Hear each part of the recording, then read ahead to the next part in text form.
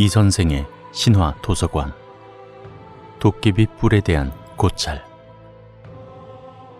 우리나라 사람이라면 도깨비가 뭔지 모르는 분들은 아마 없을 것이며, 조금은 관심이 있는 사람들은 한국의 도깨비는 뿔이 없고 호랑이 가죽옷을 입고 뿔이 달린 것은 일본의 온이라고 할 것입니다.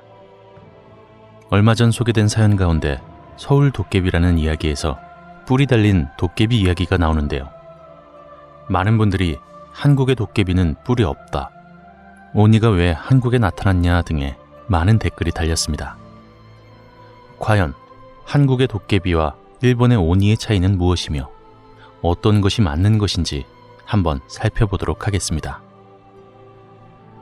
도깨비에 대해 오랜 연구를 해오신 많은 학자분들께서 한국의 도깨비는 뿔이 없다는 주장을 하고 있으며, 2012년 EBS의 프로그램에서도 이 뿔이 있는 도깨비는 일본의 잔재라는 내용을 보도하며, 한국의 도깨비는 뿔이 없다는 것이 거의 학계의 정설이 되어가고 있는 상황입니다. 오늘 중점적으로 다룰 부분은 이 다양한 가능성을 열어두고 학계의 정설과는 반대되는 내용으로 국문학자들이 민속학이라며 취약하게 여긴 부분인 옛 그림이나 기와 등의 자료와 이 선생님의 개인적인 의견을 종합해서 설명해 드리도록 하겠습니다. 이야기에 앞서 과거에는 뭔가 이상한 것들을 죄다 도깨비라고 불렀던 시기가 있었는데요. 여기서는 그런 부분을 빼고 흔히들 도깨비 하면 떠올리는 씨름을 좋아하고 초월적인 힘을 가지고 있으며 도깨비 방망이를 가진 그 도깨비를 기준으로 한다는 것을 먼저 알려드리겠습니다. 그럼 먼저 한 번쯤은 본 적이 있는 도깨비 기와, 즉 귀면화입니다. 이는 삼국시대부터 있었던 물건으로 이 귀면화라는 것이 귀신의 얼굴이 있는 기와라는 뜻이니 도깨비가 아닐 가능성도 아주 없진 않지만, 중요한 것은 뿔 달린 귀물이 한국의 옛 문화에 이미 자리 잡고 있음을 알 수 있습니다. 다음은 국립민속박물관에서 소장 중인 해상 명부도입니다. 국내에 있는 괴물 그림들 가운데 최고라고 해도 과언이 아니죠. 한국에는 괴물이나 요괴를 그린 그림이 거의 없다시피 합니다. 있다고 해도 대부분 한 장에 한두 마리가 고작이지만, 해상 명부도는 무려 8장의 종이에 수많은 요괴의 그림이 그려져 있으며 그 종류도 다양합니다. 이곳에도 뿔이 달린 인간형 요괴를 찾아볼 수 있는데요. 그림에서 보면 소의 요괴는 완전한 소의 머리를 하고 있기 때문에 소 요괴와는 확실하게 차별화된 존재이며, 과거 도깨비 하면 흔히들 떠올리는 뿔 달린 사람의 모습임을 알 수 있습니다. 하지만 안타까운 점이 한두 가지가 아닌데요. 먼저 그림이 그려진 정확한 시대도 미상이고, 어떤 그림인지 한국의 옛 화가가 그린 그림이 맞는지 아닌지도 잘 밝혀져 있지 않습니다. 그림에 그려진 무기로 봐서는 송나라 시기부터 나올 수 있는 그림이며, 전시회에서는 조선 후기로 추정하고 있지만 확실한 정보는 아니고요. 그림의 상태로 봐서는 근대에 만들어진 것은 아니기 때문에 이 역시 뿔 있는 도깨비에 대한 증거가 될 수는 있겠습니다. 다음은 당사주라는 조선 중기 이후 서민들과 함께 해온 그림책인데요. 이 책에서도 도깨비의 모습을 찾아볼 수 있습니다.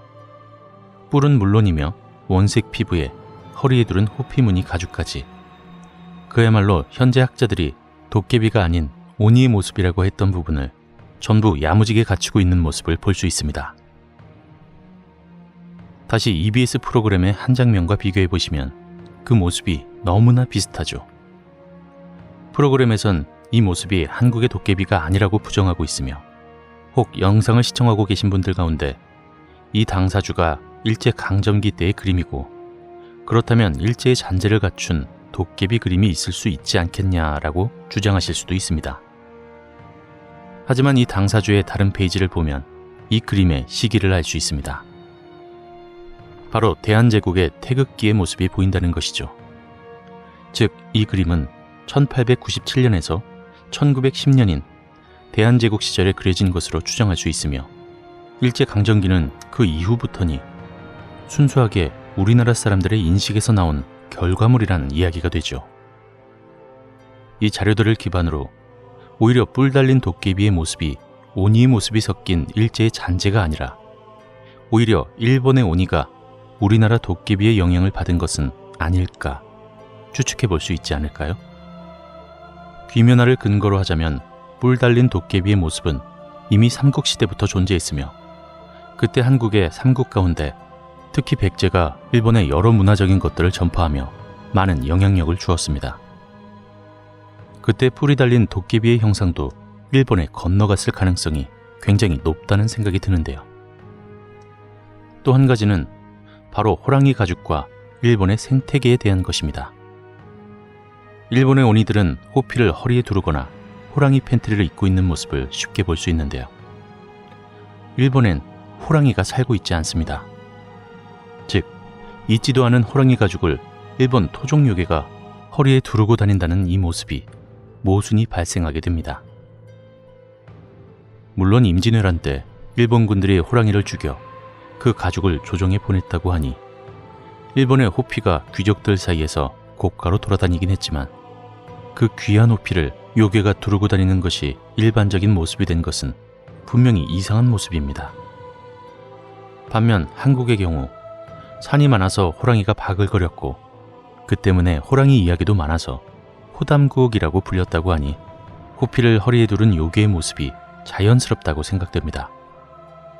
마지막으로 도깨비와 관련된 설화들을 살펴보면 한국 도깨비에 뿔이 있다고 묘사되는 내용은 없지만 반면에 또 없다는 말 또한 없다는 점입니다. 그냥 구체적인 모습에 대한 설명이 깡그리 빠져있죠. 하지만 그림에도 알 수 있는 점이 사람이 도깨비를 보면 아, 이놈 도깨비구나 하고 보자마자 바로 알아보는 이야기가 다수 있다는 점입니다. 현재 학자들이 주장하는 덩치가 크고 온몸에 털이 많은 것만으로는 이것이 도깨비인지 아니면 그냥 단순히 털이 많은 아재인지 식별이 쉽지가 않을 것입니다. 뿔이라던가 아니면 무언가 바로 알아볼 수 있는 특징이 있었다고 보는 것이 타당하겠죠. 반면 학계에서 주장하는 사람과 거의 다를 것이 없는 도깨비의 모습도 나타나고 있는데요. 이는 인도깨비라고 하며 인도깨비를 만난 사람도 처음엔 인간인 줄 알고 사위로 삼기도 하고 같이 길을 가거나 씨름을 하는 등의 모습을 볼 수 있습니다. 이 이야기들을 전부 종합하자면 현재 학자들이 주장하고 있는 사람과 거의 흡사한 모습의 인도깨비도 분명히 존재하지만 뿔이 달린 도깨비 역시 있었을 가능성이 매우 높으며 그 증거 역시 많이 찾아볼 수 있다는 점입니다. 그리고 처음 말씀드린 바와 같이 옛날엔 온갖 이상한 것들을 전부 도깨비라고 불리던 시기가 있었는데요.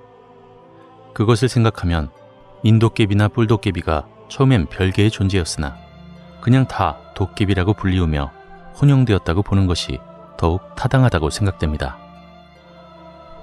마지막으로 도깨비는 한국의 대표 문화의 원형이라는 생각에 오니의 모습을 전면적으로 부정하고 한국의 도깨비는 꼭 이래야만 한다라고 미리 답을 정해두고 끼워 맞추기를 한 것은 아닐지 한 번쯤은 생각해봐야 하지 않을까요? 다양한 가능성을 오픈해두고 열린 마음으로 접하시길 바랍니다. 이상으로 한국의 도깨비 뿔에 대한 고찰이었습니다. 감사합니다.